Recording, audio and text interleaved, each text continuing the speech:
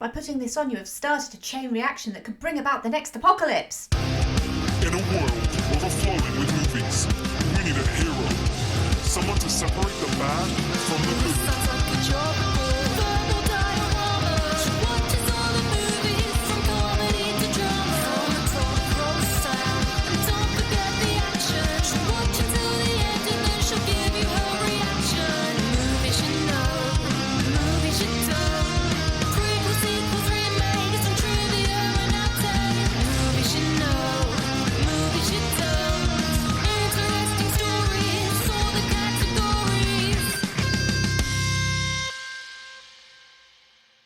Hi everyone, I'm Em and welcome to Verbal Diorama episode 113, The Mummy Returns. This is the podcast that's all about the history and legacy of movies you know and movies you don't. And as always, a huge hi and welcome to you all, whether you are a returning listener, whether you are a brand new listener to this podcast. I'm so grateful that you're here. And this is a really special episode because 100 episodes ago, I covered The Mummy. And it made complete sense to me for the 113th episode to cover The Mummy Returns, especially because we are in something that I've dubbed Sequel-tember. But before I talk about that, as always, a huge thank you to everyone listening, obviously. Everyone who's listened to recent episodes, the Sequel-tember episodes, they are sequels to previous episodes of the podcast. And I've recently done episodes on X-Men 2 and also Toy Story 2. And people have really valued those episodes because, as it turns out, not many podcasts that I'm aware of have covered those episodes. So I kind of feel like it's a little bit special, actually, to be talking about these sequels because they really are sequels that are worth talking about. And similarly with The Mummy Returns. So, as I said, 100 episodes ago, I covered The Mummy. It was with a guest, the brilliant Jason from Wulong Talks, a wonderful man, such a brilliant podcaster, such a wonderful human being. And to me, The Mummy is the greatest movie ever made. That is official. And so it made complete sense to return to the franchise 100 episodes later and come back for The Mummy Returns. There are many reasons why I think The Mummy is the greatest movie ever made. I mention it a lot on social media, so if you ever follow me on Twitter especially, you will probably hear me talking about The Mummy at some point, or see me talking about The Mummy at some point. But obviously if you do want more on The Mummy, then go and listen to 100 episodes ago, episode 13 of this podcast. It is an earlier episode of the podcast. It probably doesn't sound as good as this episode does because, when you're just starting out, independent podcasts don't sound so brilliant. But I absolutely would recommend that you listen to that. I'm just going to jump straight into The Mummy Returns because there's a lot to talk about. I mean, let's be honest, it's what you think I'm going to be talking about is what I'm going to be talking about. But I want to start with the trailer for The Mummy Returns because The Mummy Returns was very ambitious, arguably perhaps a little too ambitious, which retreads some of the same story beats as the first, and it has a child along for the ride too. So here's the trailer.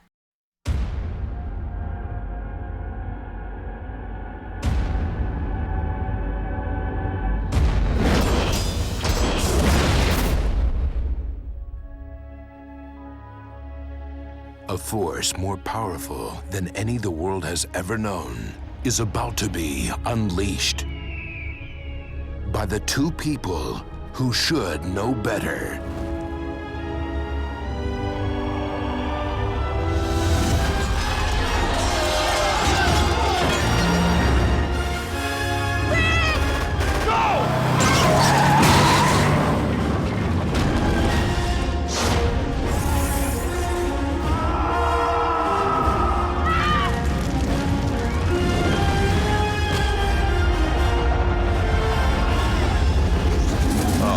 Not these guys again!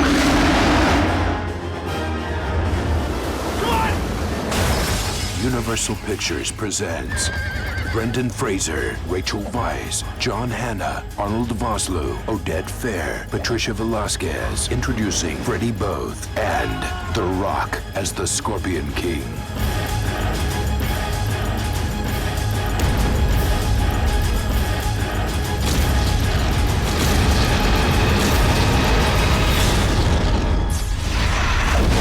The Mummy Returns.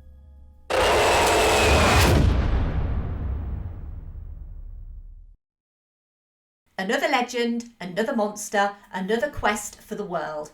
The Scorpion King, a legendary warrior who sold his soul to Anubis, was erased from record in the ancient kingdom. His existence was lost to the sands, preserved only in mythology. But there is truth to the myth. In the desert of Sher, in a golden pyramid, sleeps the Scorpion King, and whomsoever kills him may command the demonic and undefeatable army of Anubis. 7 years after the cursed high priest Imhotep was resurrected and defeated by Rick O'Connell and Evelyn and Jonathan Carnahan, Rick and Evie are now married and raising their son Alex. On the Egyptian New Year, Evie begins having dreams about ancient Egypt, which lead her straight to the bracelet of Anubis. Meanwhile, Imhotep is resurrected once again by a mysterious woman named Mila, the reincarnation of Imhotep's love and Nuxunamun. Together, Imhotep and Mila have one goal: defeat the Scorpion King and use his army to destroy mankind.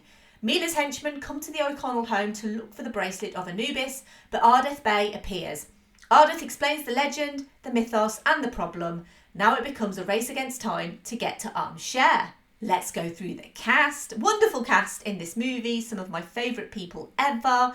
Brendan Fraser as Rick O'Connell, Rachel Weisz as Evelyn Carnahan O'Connell, also Nefertiti, John Hannah as Jonathan Carnahan, Arnold Vosloo as Imhotep, Oded Fehr as Ardeth Bey, Patricia Velasquez as Mila Nais and Anaxunamun, Freddie Both as Alex O'Connell, Alan Armstrong as Baltus Hafez, The Rock as Matthias of Akkad, aka the Scorpion King, Adewale Akinnuoye Agbaji as Lochnar, and Sean Parks as Izzy Buttons. And The Mummy Returns was written and directed by Stephen Sommers. As I said 100 episodes ago, I talked about how The Mummy came to be, its roots in the Universal horror canon, as well as the resurgence of pulp cinema in the 90s. There's a reason I think it's the greatest movie ever made. That's because it is. And when it was released in May 1999, it returned $416 million on a budget of $80 million. Director of the first movie, Stephen Sommers, obviously returned as writer and director for this, couldn't really bask in the enjoyment of his pulpy action-adventure horror comedy romance movie, hitting number 1 at the US box office opening week. The movie opened on a Friday night, and at 6 a.m. Saturday morning, Sommers got a call from Ronald Mayer, president of Universal Studios at the time, simply saying, "We want another." Luckily for Universal, Sommers had been brewing an idea for a sequel for months, to bring back the same characters but increase the scope as well as the special effects. The Mummy included the first fully computer-generated character to have full human anatomy, courtesy of Industrial Light and Magic. Sommers wanted to outdo himself for the sequel, and I'm going to obviously come back to the VFX later, but the intention was there to be bigger and to utilise the advances in technology in the 2 years between the first movie and the second. Sommers got to work on the script, and the principal cast had an agreement with him that they wouldn't return unless they felt it was worth returning for. Obviously something that Rachel Weisz would invoke her right to not return for the second sequel for that very reason. With all the principal cast confirmed to return, everything was set to be bigger, including the physicality required for the major roles. Brendan Fraser did most of his own stunt work in the first movie, but in this one, Rachel Weisz's Evie would be just as capable, down to her being the reincarnation of the Pharaoh's daughter Nefertiti. Both Weisz and returning co-star Patricia Velasquez, wearing considerably more as Mila Nais than Anaxunamun, trained in ancient Japanese martial arts and boxing for 7 to 8 hours a day for 3 months into filming, and also did the majority of their own stunts. Patricia Velasquez, a trained dancer, did her own splits and jumps. She ended up in hospital in London, actually, after a cyst burst during filming. Brendan Fraser would tear a spinal disc, crack a rib and injure his knees during production of this movie, injuries that would plague him for years afterwards. And if The Mummy Returns is famous for anything, or perhaps more infamous for anything, it's for starting the cinematic career of one Dwayne Johnson, credited in this as simply The Rock. He would come back for the Scorpion King prequel, and as a professional wrestler, he was obviously used to tough conditions and also to acting the part. He had little formal acting experience at the time, but Stephen Sommers was impressed with his natural charm and confidence, stating that he thought Johnson would go far as an actor.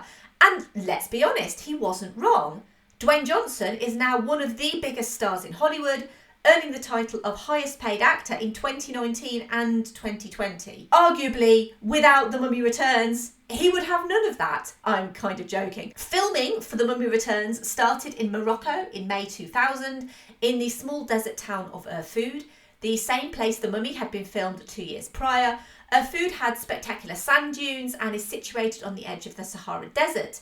I don't know if I'm going to call him The Rock or Dwayne Johnson. It'll probably be a bit of both, to be honest, but I'll call him The Rock because that's how he's credited in the movie. Had to get up at 2 a.m. every morning for 3 hours of makeup for his initial prelude scenes as the Scorpion King, and I am, promise, going to come to his CGI version in a little bit. A specially constructed desert airfield was built at Ouarzazate, a one-time French Foreign Legion garrison town, which is interesting considering the French Foreign Legion were essentially characters in the first movie. Filming in Morocco was tough, obviously, with extreme heat. The production then moved to London, a completely different weather setup, obviously. Shepperton Studios was used for the internal pyramid, palace and temple scenes. On-location shooting took place on Tower Bridge in front of the British Museum, although what they call the British Museum is actually University College London, as well as a rather anachronistic chase scene past London landmarks in a red double-decker bus, which had been made to look like a genuine 1930s bus. The London shoot was a stark comparison, weather-wise, because, let's be honest, UK, Morocco, bit of a difference. London was chilly and rainy. Shooting also took place at Bryant's Lane Quarry in Bedfordshire for the Hamunaptra dig site and Mentmore Towers in Buckinghamshire. Originally, they planned to shoot everything in London, despite the movie clearly taking place in a desert. But obviously, shooting in the desert has its own issues. The physical challenges of the shoot meant that they brought back a lot of the production crew of The Mummy to help with the gargantuan task of making a very effects-heavy sequel that still retained the charm of the original. So now, I feel like I've reached a point in this episode where I can actually start to talk about the visual effects. And I would like to caveat this with the fact that I still think that The Mummy, the first movie, holds up when it comes to visual effects, mostly. I think the important thing to realise is that The Mummy is 22 years old now. The Mummy Returns is 20 this year. And 20-plus-year-old CGI is likely not going to hold up unless it's used sparingly. I'm thinking something like Jurassic Park as a great example for very sparingly used CGI. A problem with movies like The Mummy, and specifically The Mummy Returns, which goes out of its way to use more CGI because it's got a bigger budget. So of course they're going to use that budget. And again, I'm going to come to time and budget and stuff a bit later because that actually adversely affected The Mummy Returns. But if you are going to do something that's bigger and better and bolder and more brash and all of those brilliant things, you are probably going to use more CGI and it is probably going to date a lot more. So yeah, that is a caveat. So let's talk about the effects for The Mummy Returns, because if you're a regular listener to this podcast, I talk about special effects a lot. And I talk about special effects a lot because I'm a huge fan of practical effects. It was something The Mummy used. They tended to use more practical effects, and CGI in The Mummy was used relatively sparingly. But when it was used, it was the best that they could get at the time. Like I say, it was Industrial Light and Magic. Industrial Light and Magic are literally at the forefront of digital effects. So I feel like a lot of people listening to this are listening to this thinking, well, what is she going to say about 20-year-old CGI? Well, okay. I'm going to start with another caveat, and I'm going to say I am not going to shoot down The Mummy Returns. And there's a really good reason why I am not going to shoot down The Mummy Returns, because I feel like The Mummy Returns has a really bad reputation that's come about in recent years of being the worst visual effects of all time, or one of the worst visual effects of all time. And I feel like that is really, really unfair for reasons that I'm going to come to. But I want to talk about the visual effects in The Mummy Returns in a really positive way, to sort of say this is the amount of work they put into this movie, because I don't think people realise how much work went into this movie. So I'm going to tell you how much work went into The Mummy Returns. So when it came to the titular returning character, obviously they decided that they wanted to facelift Imhotep. They wanted to try and make him look, in inverted commas, better than he did before. But otherwise, Industrial Light and Magic reused all of Imhotep's 3D model animation rigs. muscle and organ simulations and displacement maps from the first movie. I talked about that a little bit in the previous episode. Imhotep himself would have a bigger role in this movie and be able to do more as well, such as crawl on the ceiling, which is something that we never saw him do in the previous movie. Also, CGI would be Imhotep's soldiers. They would chase the bus around London. We also have Anubis's army. They are dog-headed soldiers, of which there would be an entire army's worth. I'm going to come to them too. Pygmy mummies, I'm also going to come to them. And the Scorpion King himself. But I want to leave him to last, because I feel like if you're here for anything, you're going to be here for the Scorpion King, because he is the one effect that people pick on this movie the most for. So I'm going to leave him till last. Oh, and there's also the Oasis at Armchair as well, which I'll also come to. But let's talk about the crew who worked on this movie. So there were 100 people in Industrial Light and Magic who worked on 359 visual effects shots in this movie, and that doesn't sound like much compared to today's movies. However, this was double the original estimate that they had. In this movie, the CGI Imhotep would be able to interact with the humans around him in more complex ways, such as he would be able to caress Mila's hair. Because of the increased screen time, Imhotep was seen to be more of a character in this movie by the crew rather than just a monster. Motion capture performance was still done by Arnold Vosloo using a 16-camera Vicon 8 optical system, which fed into Kedara's Filmbox software for their real-time display. Motion capture lead Doug Griffin stated at the time that this was a brand new system. No one had done it before. They were capturing Vosloo as a feature performer rather than an animator in a motion capture suit. The motion capture team actually moved their whole system to England so Arnold Vosloo could be filmed at live action in the shot. The shot would then be filmed again without him, and then he would wear a motion capture suit to repeat his original live action performance. And animation director Daniel Jeanette and the visual effects supervisor John Burton could watch the CG mummy on screen in real time. Motion capture was also used for the army of Anubis, bipedal 9-foot-tall dog-headed warriors, an army of which sacks the city of Thebes and later battles an army of Magi. These were conventionally motion captured by 1 or 2 stunt people at a time to build a library of motion that the animators could use to form an army. Lead technical animator Chris Mitchell created custom software that transformed data from human leg movements into 3-jointed dog's legs. To create the epic Anubis army versus Magi battle scene, horsemen were filmed in the Moroccan desert attacking blue costumed stuntmen with 9-foot poles on their backs. The blue stuntmen were then removed from the frames and the digital Anubis warriors were inserted in their place, where they borrowed technology from the Imhotep model to create multiple different Anubis models, with an assortment of helmets, weapons, necklaces, bracelets and other adornments to try to make each Anubis warrior look unique.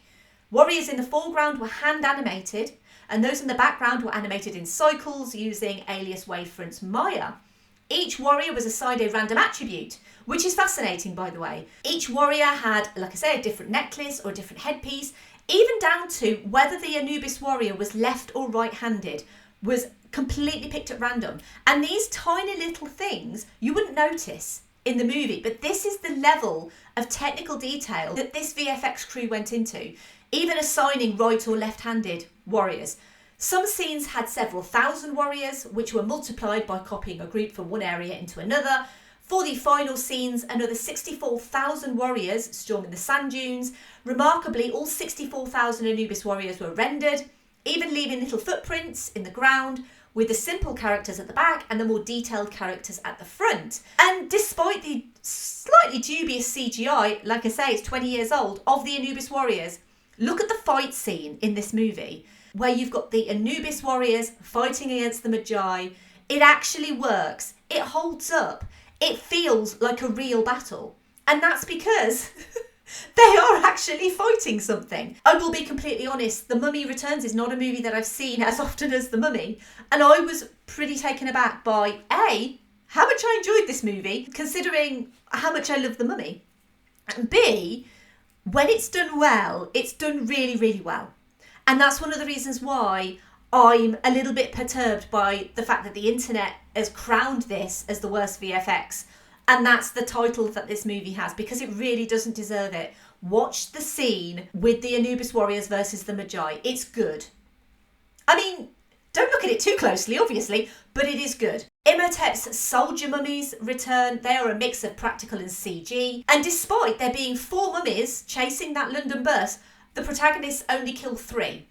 That is a genuine fact. The little pygmy mummies were treated almost in a similar way to the velociraptors in Jurassic Park, where basically you only see something picking off the group in the undergrowth one by one, which is actually very effective.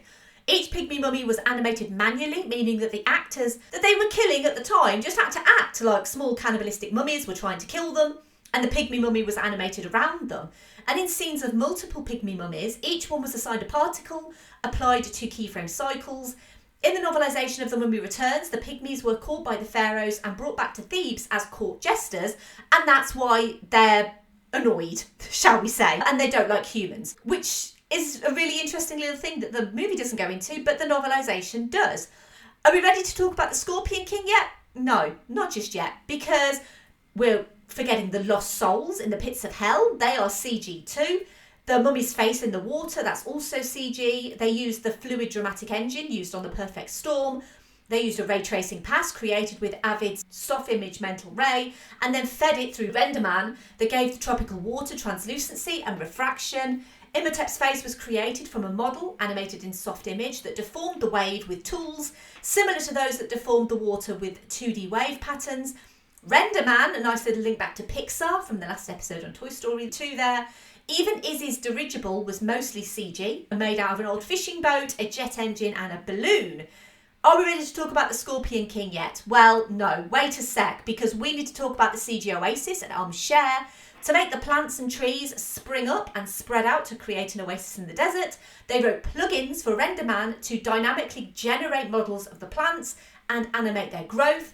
First, they planted particles in Maya, then using RenderMan's recurve primitives to specify edges of fern surfaces and repatches to curl control vertices that are later unfurled as the fern opens. The plugin grew plants procedurally in the particle locations. To simulate biological diversity, they used a random number generator to shift hue, saturation and value and to arbitrarily assign textures. To simulate wind, they shifted each plant as it grew according to wind strength and direction in its area. And so basically what I'm saying is they put a lot of thought into this movie. It may not work 20 years later. It may look a little bit dated, but they put genuine thought into the VFX of this movie. Okay, so now we can talk about the Scorpion King, because I feel like I've built this up. Because this is why you're here. You're here for me to talk to you about the Scorpion King. Half human, half scorpion, all rock. The Scorpion King is, like I say, probably what this movie is best known for. And to their credit, they do a great job on the animation of the scorpion part. He has 8 legs, he has 3 tails, 4 claws, each moving independently and coherently. The human part of the Scorpion King was clearly and obviously more difficult. Because while the character is played by The Rock in the prologue of the movie and introduced at the end in shadows, which is a great way to introduce a character, especially someone like this, introduce them in shadows. Once the camera catches him, it zooms in on him and it stays on him. There are 11 close-up shots of the Scorpion King, and obviously they were aiming for a photorealistic look.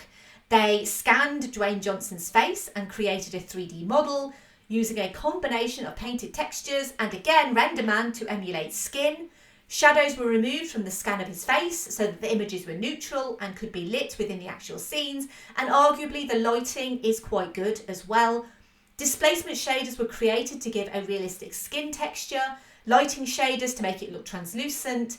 It was the facial animation though that was the hardest task and the most taxing for this particular production.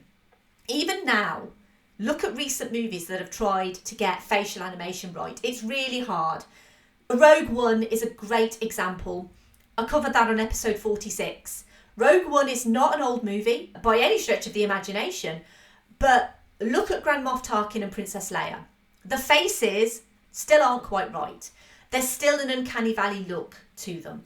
In 2019, the YouTube channel Corridor Crew gave themselves one day to fix the, quote, worst VFX shot ever. They took face shots of The Rock from the entire Scorpion King movie and essentially created a deep fake version to superimpose onto the Scorpion King's face in this movie.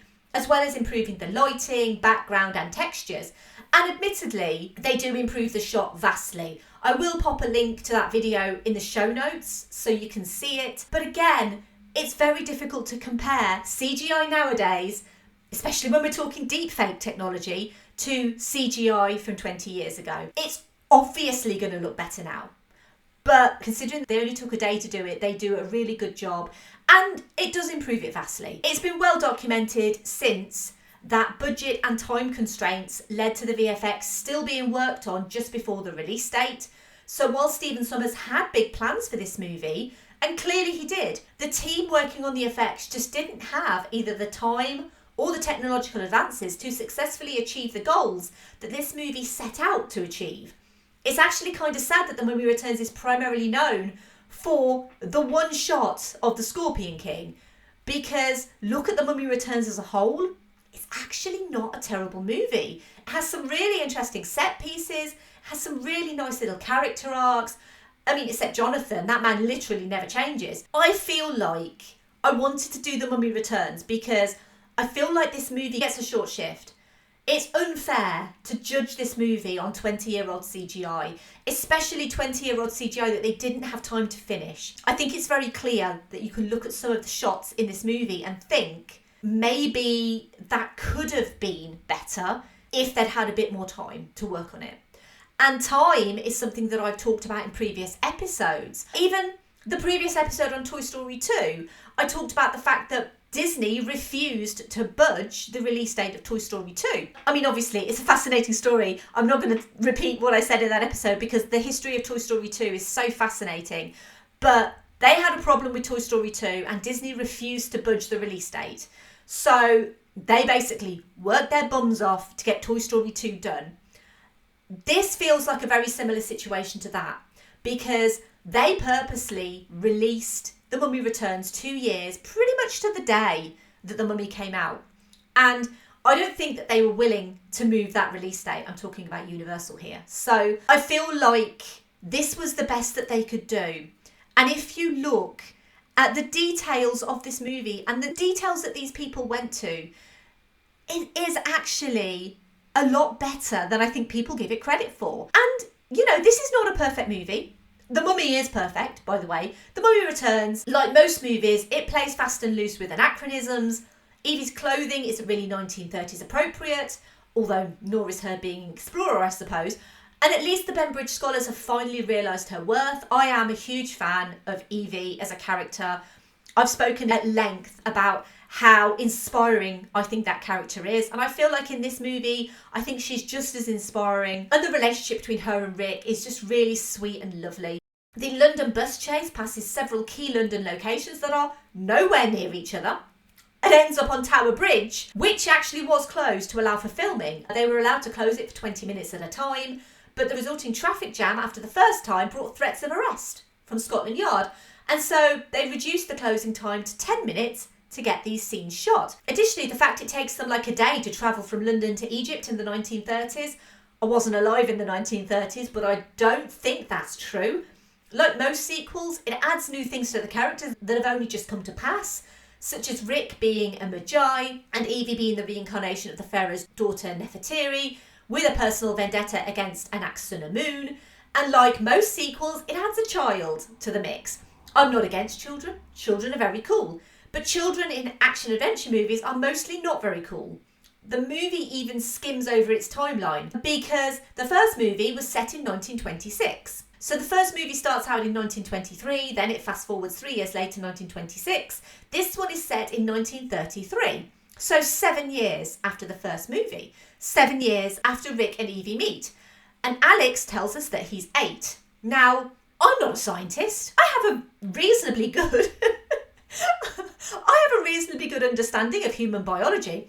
And I know for a fact that you cannot have an 8-year-old child with a person that you met 7 years ago. It's not possible. But anachronisms aside, I feel like The Mummy Returns deserves a hell of a lot more love than I think people are willing to give it, including myself, because I have a lot of love for The Mummy. And I have so much love for The Mummy that I have always kind of not disassociated the sequels. I disassociate Tomb of the Dragon Emperor completely, and I don't even want to talk about the Tom Cruise one. But I've always thought of The Mummy as a great standalone movie, and I've never really given The Mummy Returns much of the time of day, other than I've watched it a few times.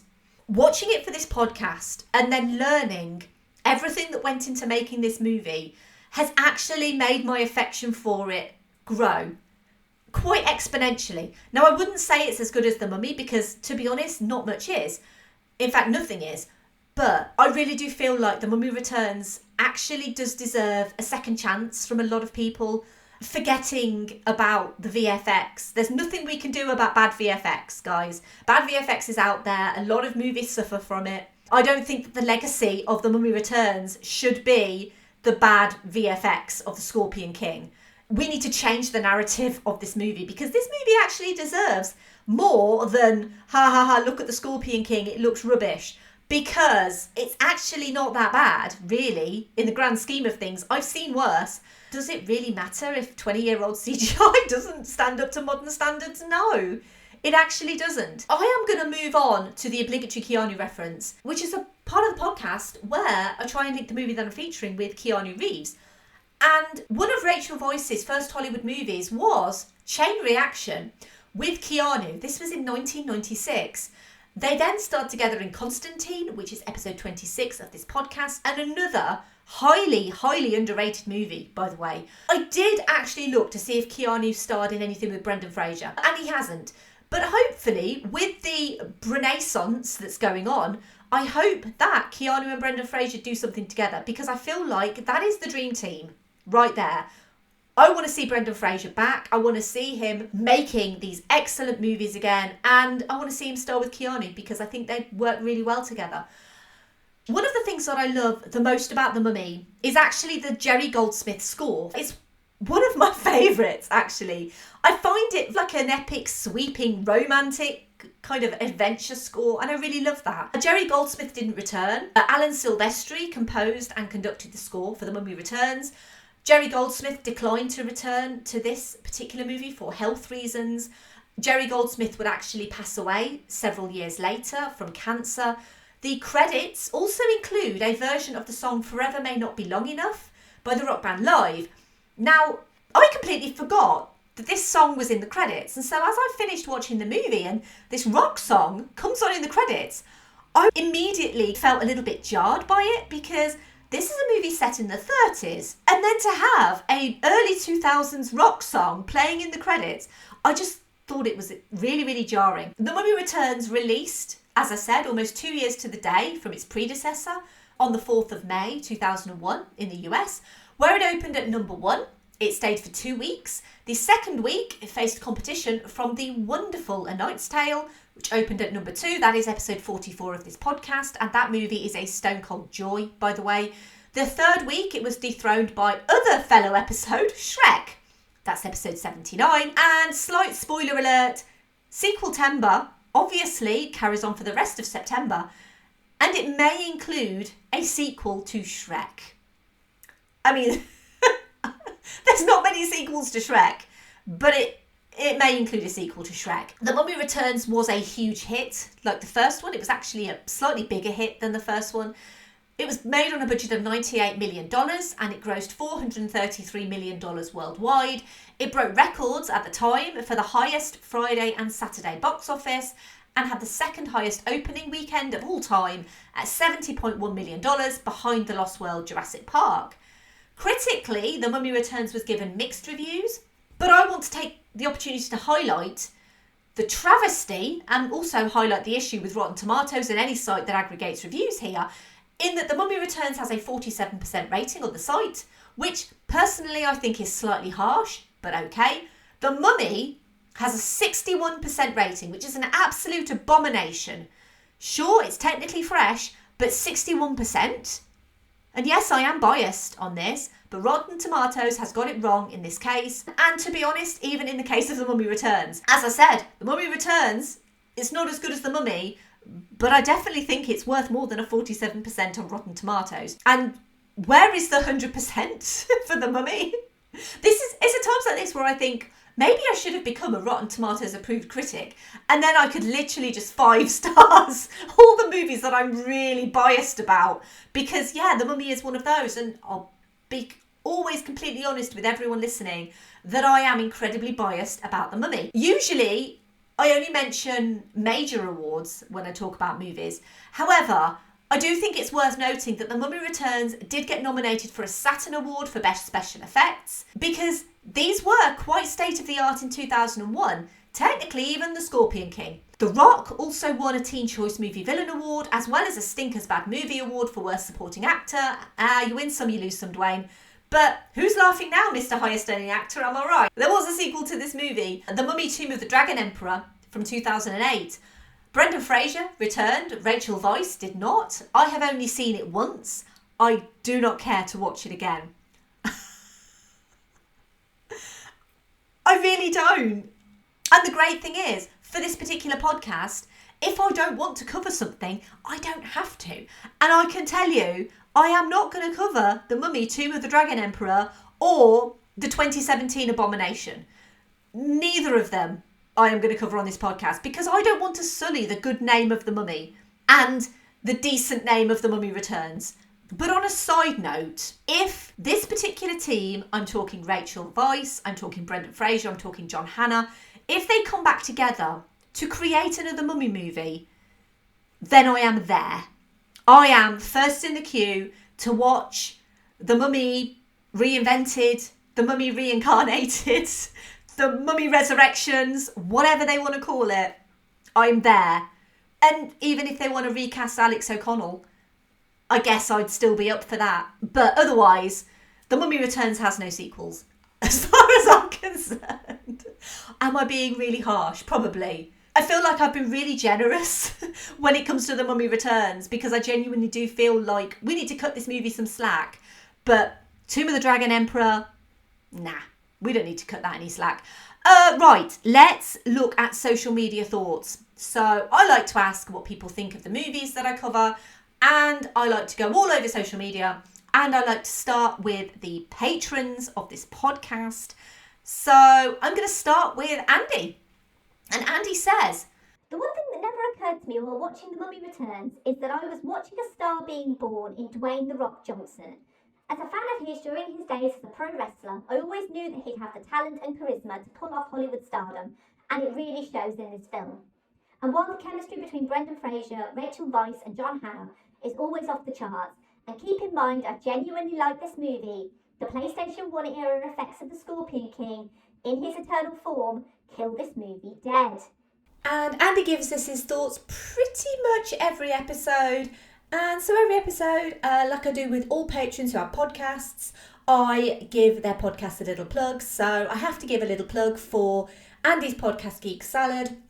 They are literally the one-stop shop for all of your geeky movie, trivia, music, books, games, literally anything and everything is over on Geek Salad. They've got 200 plus episodes of excellent content. They're a wonderful group of people, so I will pop some information about Geek Salad in the show notes. We also have a patron comment from Brendan, who says, "The Mummy Returns falls short of its predecessor mainly by being too ambitious for its budget and tech at the time. However, while the execution of a lot of big CGI set pieces leaves something to be desired, Stephen Sommers' knack for compelling adventure protagonists and exciting set pieces is still on full display. Even as the addition to the series lore and new supporting characters threaten to topple the spinning plates, Sommers still crafts an enjoyable ride, with every actor both clearly having a fun time while also genuinely committing to the drama. It's messier and sillier, but feels like a genuine continuation of the first film, down to Rick and Evie being allowed to have an evolving relationship rather than trying to repeat character beats or substitute new romantic interests. And having Alan Silvestri delivering the exact right kind of rousing pulp adventure score doesn't hurt either." And the final patron comment comes from Griff, who says, "Where The Mummy was known for having special effects way ahead of its time, The Mummy Returns goes kind of the opposite. Enjoyable film and sequel, but the effects for the Scorpion King are shocking." And Griff, along with his co-host Paul, host the Paul and Griff Show, obviously, who coincidentally released an episode on The Mummy just a few weeks back. So make sure you go and listen to that. Information on the Paul and Griff Show in the show notes. Moving over to Twitter, we're going to start with @DW Lundberg, who said, I actually like this one better than the first Mummy. It's got such a headlong cliffhanger serial energy that it doesn't give me time to reflect on just how stupid everything is. Plus, I completely buy Vice and Fraser as a loving couple who are genuinely attracted to each other. @Oral_MFC said, The good, airships and trains, Rick and Evie, Scorpion King flashback, Imhotep's big no! The bad, precocious kid, CGI Scorpion King, Imhotep's big no! Final verdict, pales in comparison to the first, but could have been much, much worse. @ShaylaYY said, I love the film, but the special effects are pretty poor. I think it's just as enjoyable as the first, and I don't have a hard time looking past the effects, though. Evelyn's journey blew my mind the first time I watched. @JLW Chambers said, I adore The Mummy almost just as much as you do, Em, but The Mummy Returns falls flat for me. The SFX are terrible. Alex is annoying and Jonathan goes from lovable goofball to just plain dislikable. It's much better than the other Mummy films, but nowhere near as good as the first. @SwitchEnvelope said, on a recent ep, we discovered that this film represents the moment in the timeline when the action star torch is passed from Fraser to Johnson. The Rock would appear in bigger roles in sequels to original films Fraser was in. The Mummy, Journey to the Centre of the Earth and G.I. Joe. @90s_all said, well, I dug the first Mummy, but I remember this one doing nothing for me when I watched it.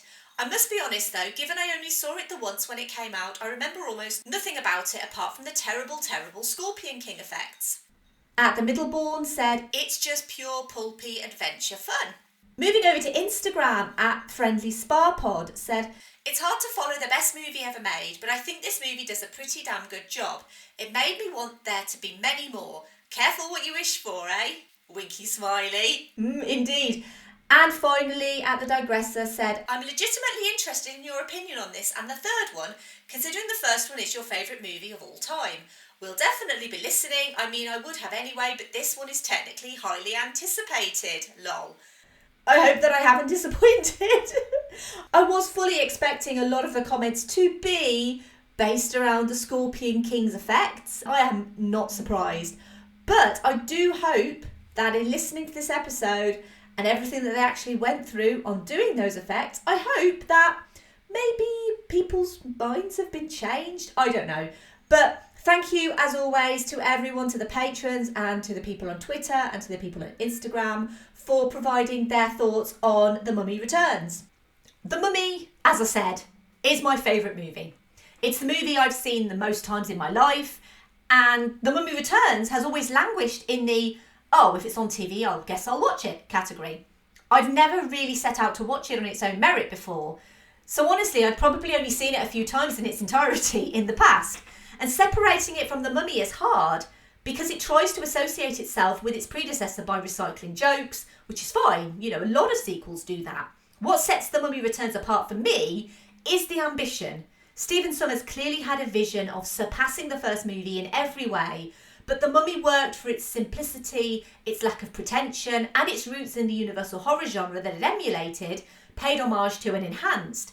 There's a reason Universal never got their dark universe off the ground, and that's because they focused on the serious and not the fun.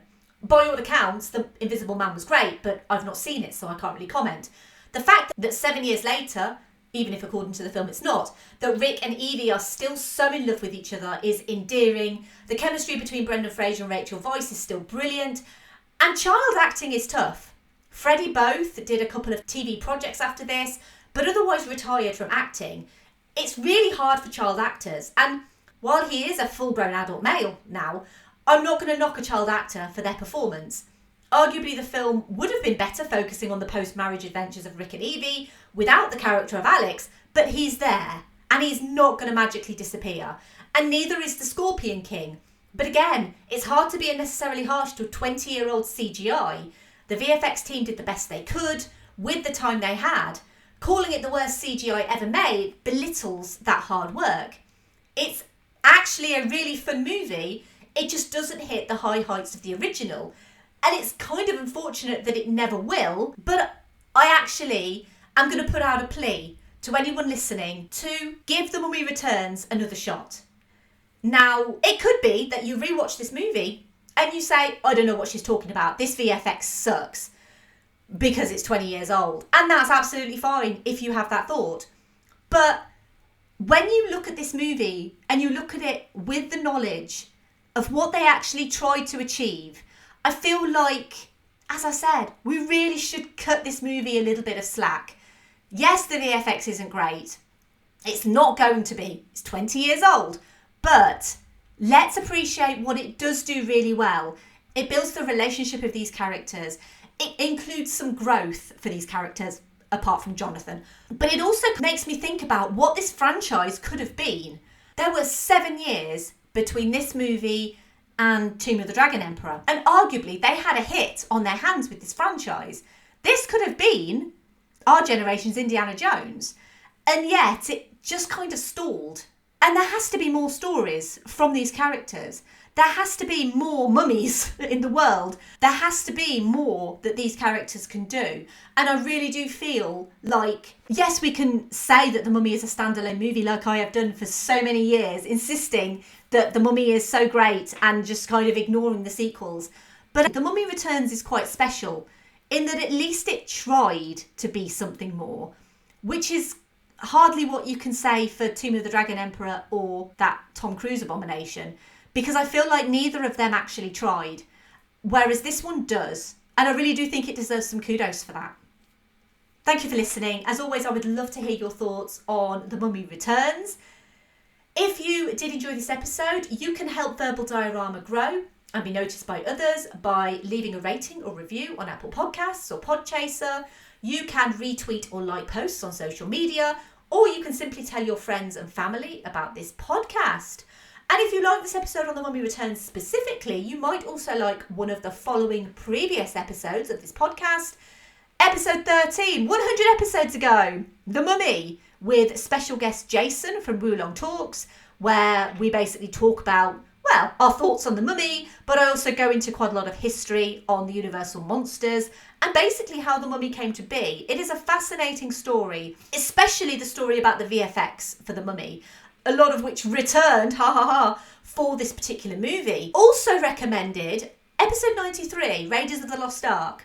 And that is simply because without Raiders of the Lost Ark, we would probably not have The Mummy. And without The Mummy, we would certainly not have The Mummy Returns. Raiders of the Lost Ark is a fantastic movie. Literally one of the best Steven Spielberg has ever done. I personally do prefer The Mummy. I know that's sacrilegious to say that, but hey, I'm a fan of The Mummy. But absolutely check out the episode on Raiders because it is a phenomenal movie with a really fascinating history. And again, both of these movies, these franchises, they are both firmly based on pulp cinema. And as a bit of a curveball, I thought episode 96, The Monster Squad. Now, The Monster Squad was supposed to be based on the Universal monsters, except they didn't have the rights to the Universal monsters. So they basically made up their own monsters. But The Monster Squad is super fun. It's very campy. It is very silly. It's aimed more at children, really. But I'm going to say it. I think it's better than The Goonies. So, yeah. I feel like I'm losing you. I feel like I'm losing listeners. Because not only have I said that The Mummy Returns is decent, I've also said that I prefer The Mummy to Raiders and I prefer The Monster Squad to The Goonies. And yeah, I can hear you all turning off right now. Anyway, give me feedback on my recommendations. Let me know what you thought. And this episode, as I said, is the longest between sequels. 100 episodes between episode 13 and episode 113. And the next episode is the shortest between episodes, because the whole idea for Sequel Timber actually came from the movie that I covered in episode 108, and I desperately wanted to do the sequel, but I couldn't fit it into August, so I thought, why not do it in September? And then I created the whole Sequel Timber thing, and that's basically why we're here. And so a mere 6 episodes after the 1979 original, episode 114 will be on Aliens. James Cameron's 1986 sequel to Ridley Scott's Alien. This year is its 35th anniversary, and it's still one of the greatest action sci-fi movies ever made. I'm so excited to be talking about Aliens.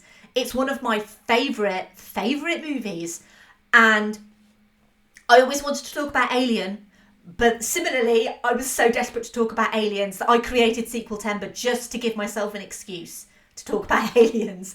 So Aliens is going to be the next episode, and I really hope that you will join me for that. You can follow me on social media. I'm on Twitter, Facebook, Instagram and Letterboxd at Verbal Diorama. You can also find me at verbaldiorama.com/Patreon, which is basically where people sign up to support the show. A huge thank you to the patrons of Verbal Diorama. I could not do this podcast without their support. So a huge thank you to Simon E, Sade, Hardy L, Claudia, Simon B, Laurel, Derek, Jason, Kristin, Kat, Andy, Mike, Griff, Luke, Emily, Michael, Scott, Mark, Brendan, Ian, Lisa, Dan and Sam. If I were to say to you that I am a stranger travelling from the east seeking that which is lost, you would reply that I am a stranger travelling from the west, it is I whom you seek. I have a merch store, it's verbaldiorama.com/merch if you want. If you want to get in touch, you can do so on social media, but you can also email me, verbaldiorama@gmail.com. You can also pop over to verbaldiorama.com, and you can also pop over to filmstories.co.uk. It is a website, I write for it, I do a British movie podcast of the week recommendation every week, and I also write a column all about independent podcasting, which is in the magazine. And I'm coming up to my 20th column very soon, which I'm really excited about, but also quite nervous about as well, because that means 20 issues of a magazine I've written in, which is crazy. But anyway, please check out Film Stories and please follow Film Stories because it's a fabulous project. And finally, if the symbol in the Book of Amun-Ra looks like a stork, it's always a Menephus. Bye. Movies you know.